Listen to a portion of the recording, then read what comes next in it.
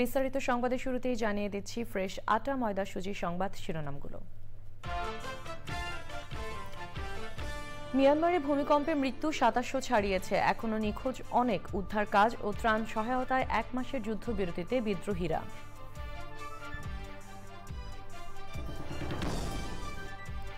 মিয়ানমারে ভূমিকম্পে ক্ষতিগ্রস্তদের জন্য দ্বিতীয় দফায় জরুরি ওষুধ ও ত্রাণ সামগ্রী পাঠালো বাংলাদেশ। উদ্ধার ও চিকিৎসা সহায়তায় ৫৫ সদস্যের বিশেষজ্ঞ দল।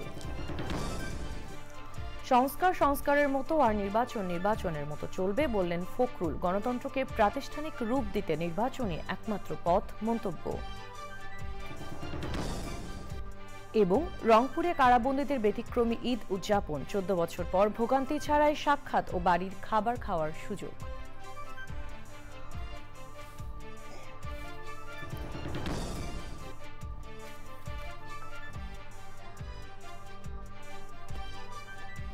রংপুরে কারাবন্দীদের ব্যতিক্রমী ঈদ উদযাপন। ১৪ বছর পর ভোগান্তি ছাড়াই সাক্ষাৎ ও বাড়ির খাবার খাওয়ার সুযোগ।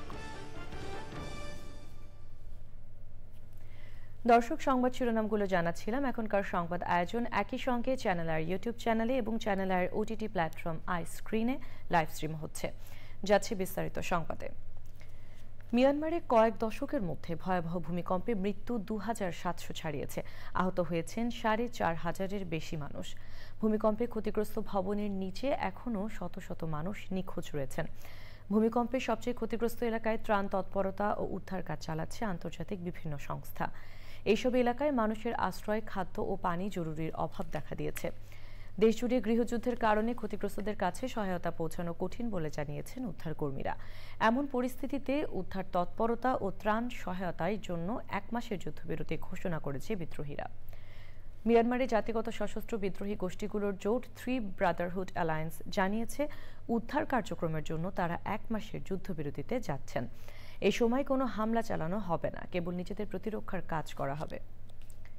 মিয়ানমারে ভূমিকম্পে ক্ষতিগ্রস্তদের জন্য দ্বিতীয় দফায় জরুরি ওষুধ ও ত্রাণপণ্য পাঠিয়েছে বাংলাদেশ। প্রধান উপদেষ্টা অধ্যাপক মোহাম্মদ ইউনূসের নির্দেশনায় মঙ্গলবার সকালে বাংলাদেশ সেনাবাহিনী ও বিমান বাহিনীর ৩টি পরিবহন বিমানে করে ১৫ টন ত্রাণপণ্য ও ওষুধ পাঠানো হয়। এই মিশনে ৩ বাহিনীর উদ্ধারকারী বিশেষজ্ঞ, ফায়ার সার্ভিস ও সিভিল ডিফেন্সের চিকিৎসক, বাংলাদেশ সেনাবাহিনীর চিকিৎসক এবং বেসামরিক চিকিৎসকদের সমন্বয়ে ৫৫ সদস্যের একটি দল রয়েছে। এছাড়াও ৩টি বিমানে ৩৭ জন ক্রু রয়েছেন। ত্রাণপণ্যের মধ্যে রয়েছে শুকনো খাবার, বিশুদ্ধ পানি, তাঁবু, হাইজিন প্রোডাক্ট ও ওষুধ সহ নিত্য প্রয়োজনীয় অন্যান্য সামগ্রী। এর আগে ৩০শে মার্চ বাংলাদেশ থেকে ওষুধ, তাঁবু, শুকনো খাবার ও মেডিকেল টিম সহ জরুরি সহায়তা পাঠানো হয়। বিএনপি মহাসচিব মির্জা ফখরুল ইসলাম আলমগীর বলেছেন, সংস্কারের মতো চলবে আর নির্বাচনের মতো চলবে। তিনি বলেন, গণতন্ত্রের বিকল্প নেই। গণতন্ত্রকে প্রাতিষ্ঠানিক রূপ দিতে হলে নির্বাচনই একমাত্র পথ। ঠাকুরগাঁয় নিজ বাড়িতে সাংবাদিকদের সাথে ঈদ উল ফিতরের শুভেচ্ছা বিনিময়ের সময় মির্জা ফখরুল আরও বলেন, সরকার সংস্কার কমিশন করে দিয়েছে, তা পর্যবেক্ষণ করা হচ্ছে। দলের পক্ষ থেকে সংস্কারের বিষয়গুলো আগেই জানিয়ে দেওয়া হয়েছে। সেই সময় জেলা বিএনপি নেতা ফয়গাম আলী, মামুনুর রশিদ, আনসারুল হক ও অন্যরাও ছিলেন।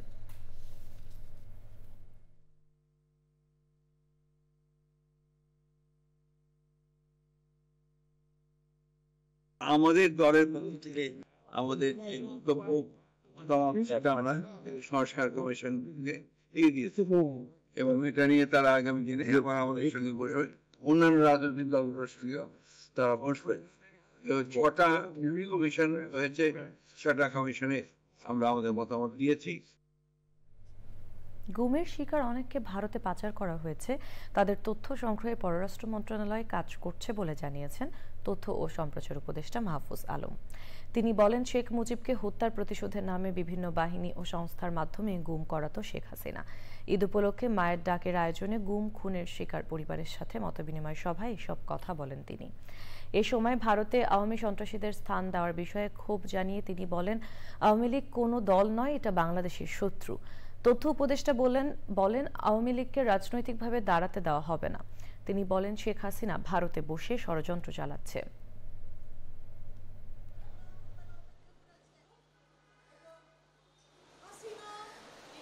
এখনো হাসিনা ভারতে বসে ষড়যন্ত্র করার চেষ্টা করছে এবং ভারত খুবই আনফর্চুনেটলি এই হাসিনা এবং তার যে সন্ত্রাসী বাহিনী ওদেরকে আশ্রয় দিচ্ছে। আমরা শুনতে পেয়েছি কয়েক লাখের কাছাকাছি আওয়ামী লীগের সন্ত্রাসীরা ভারতে আশ্রয় নিয়েছে। তাদের যদি মর্যাদা যদি আমাদের প্রতিবেশী রাষ্ট্র না দেয়, আমরা মনে করি এটা আমাদের জন্য খুবই দুর্ভাগ্যজনক। আওয়ামী লীগ শুধুমাত্র বাংলাদেশের জনগণের শত্রু, এই ভিন্ন এর কোনো পরিচয় নেই। এটা কোনো রাজনৈতিক দল না, এটা একটা মাফিয়া গোষ্ঠী ছিল, যে মাফিয়া গোষ্ঠীর প্রধান ছিল শেখ হাসিনা।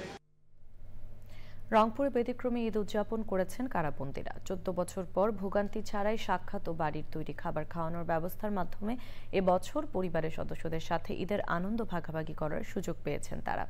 কারাবন্দী ও তাদের স্বজনদের সাথে সৌহার্দ্যপূর্ণ সম্পর্ক তৈরিতে এমন আয়োজন অব্যাহত রাখার কথা জানিয়েছেন কারা কর্তৃপক্ষ। মেরিনা লাভলির রিপোর্ট।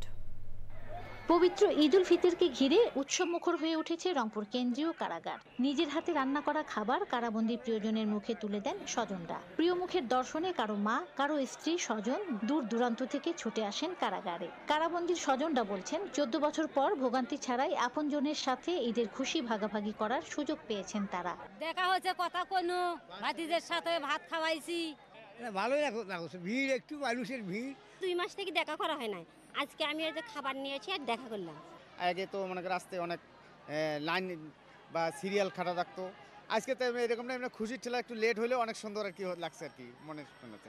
বাড়ির সুযোগ দিছে খাবার জন্যে, ভালো মন্দ, সেজন্য খাবার নিয়ে আসছি। রংপুর কেন্দ্রীয় কারাগারে 961 জন কারাবন্দীর জন্য বাড়ির তৈরি খাবার খাওয়া এবং স্বজনদের সাথে সাক্ষাতের সুযোগ করে দিয়েছে কারা কর্তৃপক্ষ। এই আমরা চাচ্ছি যে তাদের সঙ্গে সৌহার্দ্যপূর্ণ সম্পর্কের মাধ্যমে তাদের বন্দির স্বজন এবং বন্দীদের সাথে আমাদের দূরত্বটা ঘুষিয়ে আনা, এবং এই ধারাটা আমাদের অব্যাহত থাকবে। জেল নয়, এটি শাস্তিমূলক জায়গা নয়, সংশোধনাগার।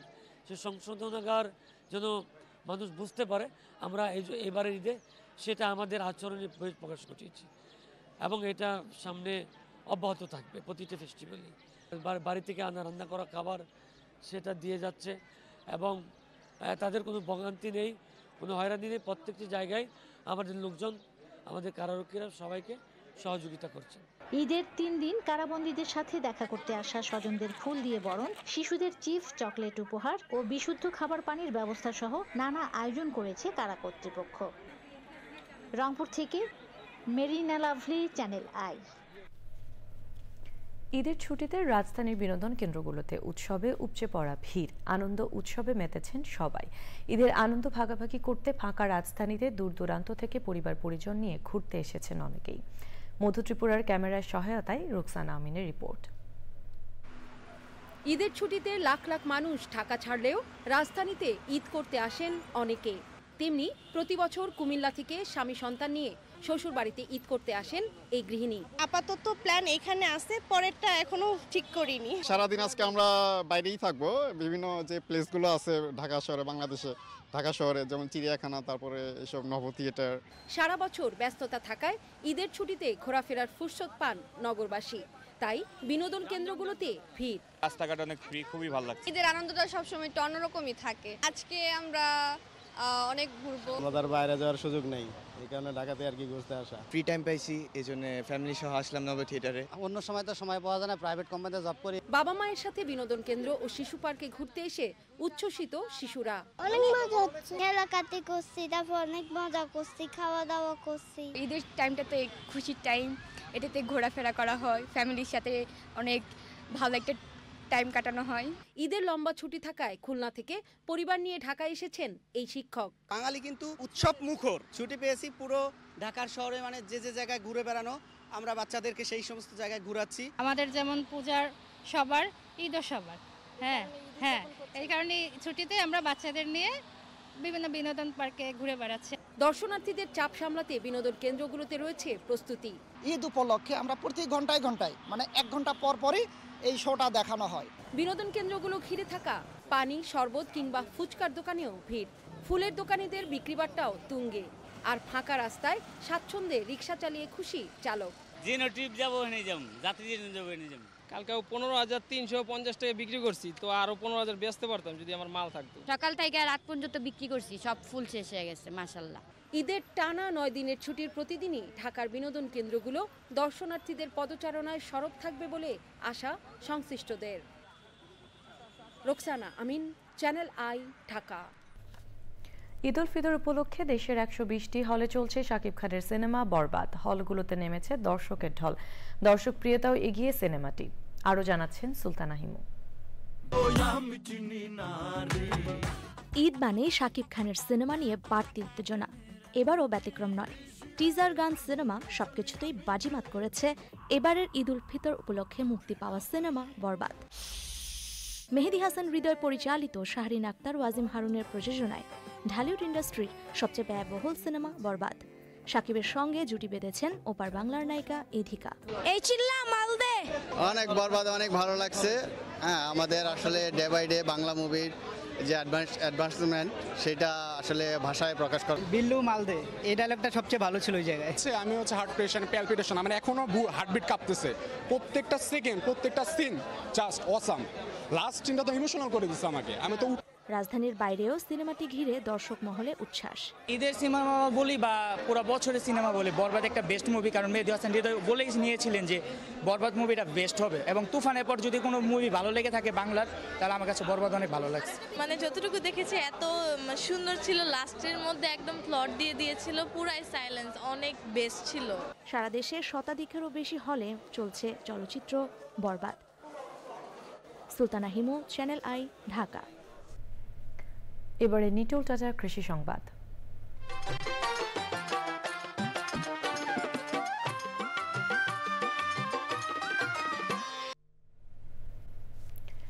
শরীয়তপুর জেলার ভেদরগঞ্জ উপজেলায় দিন দিন বাড়ছে উচ্চমূল্যের ফসল ভুট্টার আবাদ। তুলনামূলক স্বল্প ব্যয় ও কম ঝুঁকিপূর্ণ হওয়ায় ভুট্টা আবাদে আগ্রহ বাড়ছে কৃষকের। পাশাপাশি গোখাদ্য সংকট নিরসন ও জ্বালানি হিসেবেও এর উপযোগিতা বাড়ছে। শরীয়তপুর প্রতিনিধি এস এম মুজিবুর রহমানের রিপোর্ট। অন্যান্য যে কোনো ফসলের চেয়ে রোগবালাই কম হওয়ায় ও উৎপাদন ব্যয় সাশ্রয় হওয়ায় ভুট্টা আবাদের দিকে ঝুঁকছেন কৃষক। অধিক আমিষ ও ভিটামিন এ সমৃদ্ধ ভুট্টা বিভিন্ন খাদ্যপণ্যে ব্যবহার করা যায়, তাই দিন দিন বাড়ছে ভুট্টার চাহিদা ও আবাদ।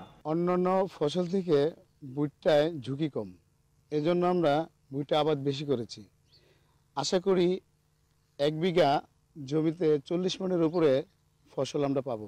ভুট্টায় আমার বিঘা প্রতি খরচ হয়েছে 8 থেকে 9 হাজার টাকা। আশা করি যদি ভালো ফলন আছে, যদি এই পরিমাণ ফলন হয়, আমার বিঘা প্রতি ফলন হবে 40 থেকে 42 মণ। যদি বর্তমান বাজার 1200 টাকা বাজার থাকে, আমার বেচা হবে 40 থেকে 45 হাজার টাকা। বর্ষাকালে যেহেতু গরুর খাবার থাকে না, মানে খড় খাওয়াই আমরা, সেটার বিকল্প হিসেবে এই ভুট্টা গাছটারে আমরা ভাঙায় তারপর গরুরে খাওয়াই। আর এছাড়াও জ্বালানি হিসেবে আমরা ভুট্টা গাছটা ব্যবহার করতে পারি আর কি। উচ্চমূল্যের ফসল ভুট্টা আবাদের মাধ্যমে কৃষকদের অধিক লাভবান করতে কাজ করছে স্থানীয় কৃষি বিভাগ। অন্যান্য ফসলের তুলনায় ভুট্টা চাষ বেশ লাভজনক এবং কম ঝুঁকিপূর্ণ। আমাদের লক্ষ্যমাত্রা ছিল 80 হেক্টর, তো সেখানে আবাদ হয়েছে 185 হেক্টর। তো আমরা আশা করতেছি যে এই বছর ভুট্টা চাষে কৃষকরা বেশ লাভবান হবে, এবং এ বিষয়ে আমরা কৃষকদেরকে সার্বিক পরামর্শ দিয়ে যাচ্ছি। এবছর ভেদরগঞ্জ উপজেলায় 80 হেক্টর জমিতে ভুট্টা আবাদের লক্ষ্যমাত্রা নির্ধারণ করা হলেও আবাদ হয়েছে 185 হেক্টর জমিতে।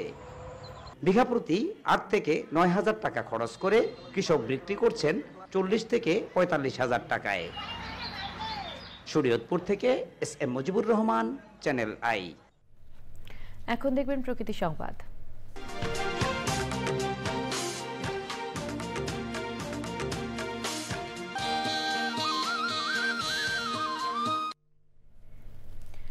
মুসলিম স্থাপত্যের অপূর্ব নিদর্শন বগুড়ার ঐতিহ্যবাহী খেরুয়া মসজিদ। সুলতানীয় মোগল আমলের নকশার মিশেলে তৈরি নান্দনিক এই মসজিদ। এটি এক রাতে জিন দ্বারা নির্মিত এমন অলৌকিক কাহিনী প্রচলিত থাকায় অনেকের আকর্ষণের কেন্দ্রবিন্দুও মসজিদটি। তবে অযত্ন অবহেলায় হারিয়ে যেতে বসেছে অনবদ্য এই নিদর্শনের সৌন্দর্য। রৌফ জালালের তথ্য ও ভিডিও চিত্র নিয়ে আফরোজা হাসির রিপোর্ট।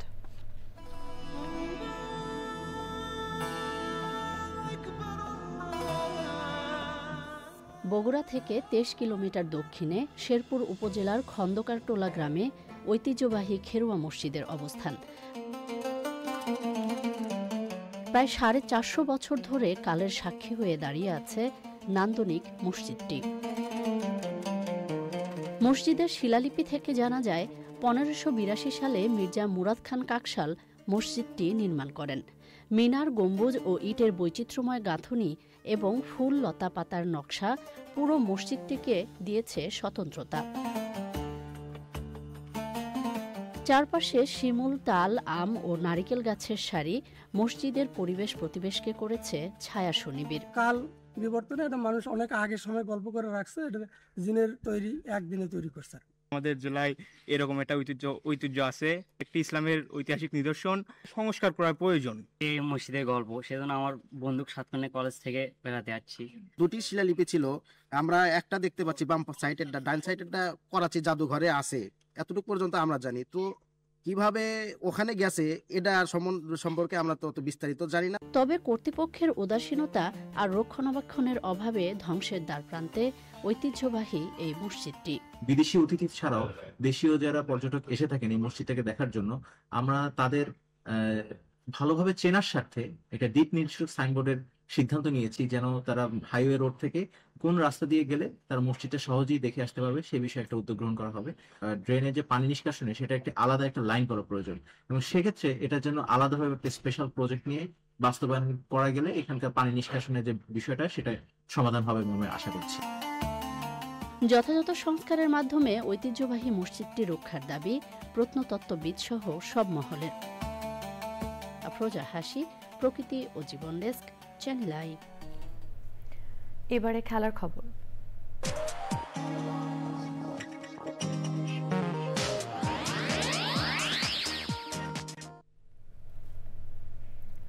ব্রহ্মপুত্র থেকে বঙ্গোপসাগর পর্যন্ত প্রায় 550 কিলোমিটার নদীপথ সাঁতরে পাড়ি দিয়েছেন বাংলাদেশের অভিযাত্রী মোহাম্মদ রফিকুল ইসলাম। সোমবার বিকেল 5টার দিকে বঙ্গোপসাগরে পৌঁছান তিনি। দ্য গ্রেট ডেল্টা সুইম নামের এই অভিযান বাংলাদেশ থেকে এই প্রথম।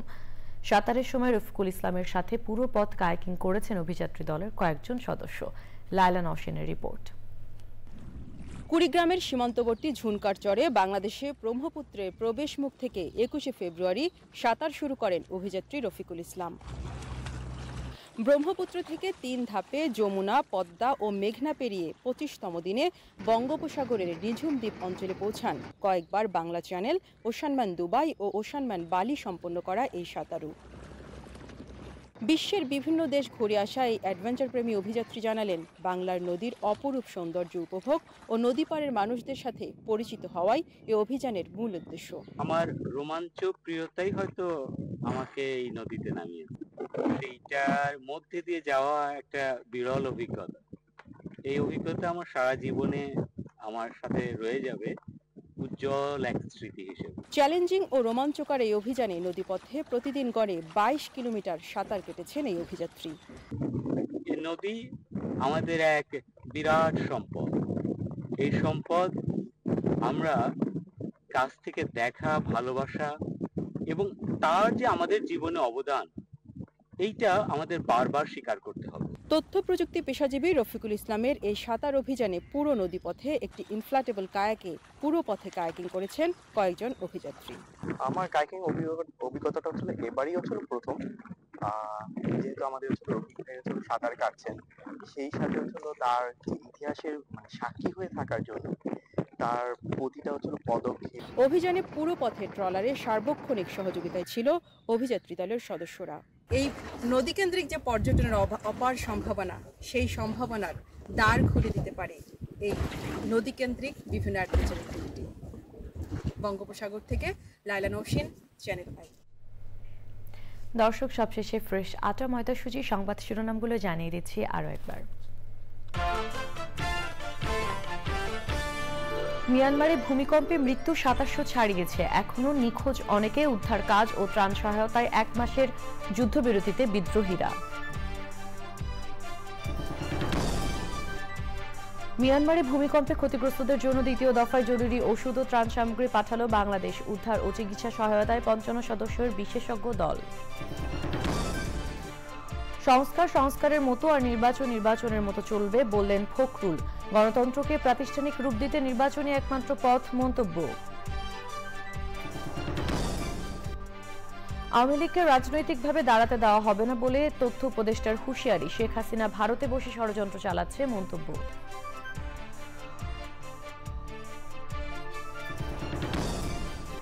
এবং রংপুরে কারাবন্দীদের ব্যতিক্রমী ঈদ উদযাপন। 14 বছর পর ভোগান্তি ছাড়াই সাক্ষাৎ ও বাড়ির খাবার খাওয়ার সুযোগ।